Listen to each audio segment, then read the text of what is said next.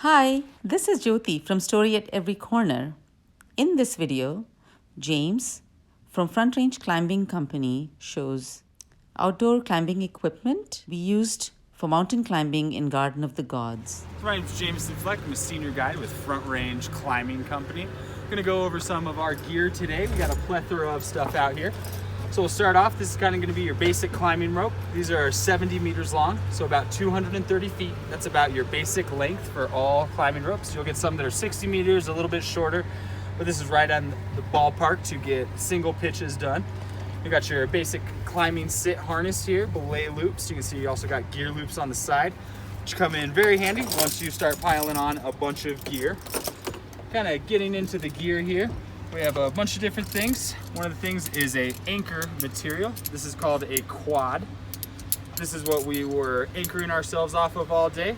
At the top of the routes, there will be two permanent fixed bolts, and we'll attach these two carabiners through those, and then fix our climbing rope through these two steel carabiners to set up a top rope.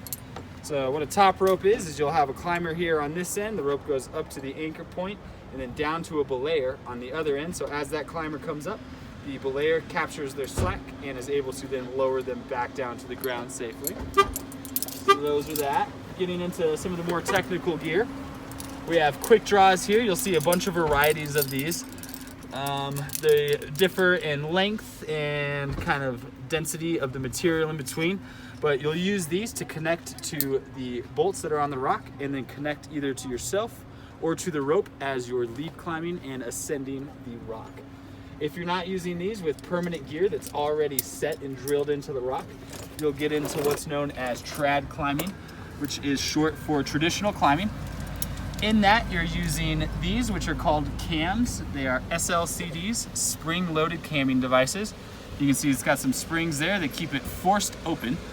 And so what you'll do is compress that. You'll stick it into a crack and it will open. And the harder you pull out on it, the more it forces these lobes open. So these range in sizes from that very small one you see there, all the way up to, this is only about a medium-sized one. They get up to about almost big umbrella sizes for when you're climbing cracks that are very far off width.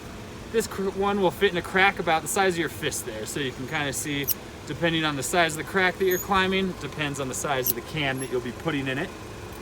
Also, before they came out with cams, you have what are called stoppers or nuts, and these are a passive piece of gear. So they go into the cracks in the same fashion, except they don't open. They will just kind of fit into that constriction there. You'll jar it down, set that nut in there, then you'll pop one of these guys off, put a quick draw through it, and then you're able to slide your rope through there to safely lead climb to the top. And while you have somebody belaying you, there's a few different types of devices with that. This is called an ATC, stands for Air Traffic Controller. Keeps everyone up in the air when they need to be, and everyone on the ground when they need to be. It's a friction-based device. So the way it works is you stick the rope through it, and having just this bend in it creates enough friction to stop this rope and to stop a full human weight from falling. So just that little bit of it, as soon as you have the lines parallel, you can see they move with ease. And so that allows the climber and the belayer to feed out slack or take out slack, but be able to lock it off at any point. And then you get into another type of belay device. This is an assisted braking device called a gree-gree. The rope goes in like so. It still uses the same concept of bending the rope and creating that friction point, except it's assisted, so it has a little unit here that moves, and once enough friction gets bent around this, it pinches that there and pinches the rope in.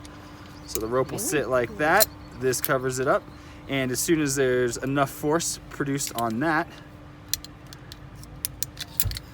it will lock that in place like so. And then as soon as the force is let off, you can see the rope easily then goes through that. So that's your basic 101 crash course into climbing gear and climbing here in the garden. Super cool. Thank you so much. You're very welcome.